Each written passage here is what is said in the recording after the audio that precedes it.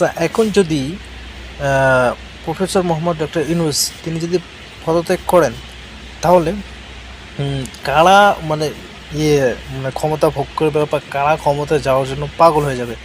কেউ যদি জেনে থাকেন তাহলে অবশ্যই জানাবেন। এখানে দেখবেন যে ঘুরে ফিরে আবার তারাই আসবে।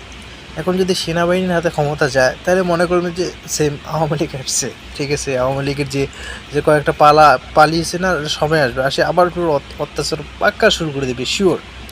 এই জন্য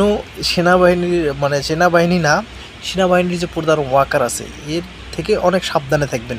এর চক্করে কেউ পড়বেন না, পড়লে আবার অনেক ক্ষতি হবে।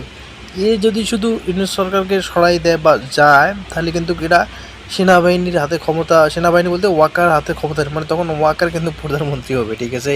এই জন্য খুবই সাবধান। আমরা সবাই মাননীয় প্রধান উপদেষ্টাকে আমরা মানে এর সহযোগিতা করব, সাথে থাকবো তার।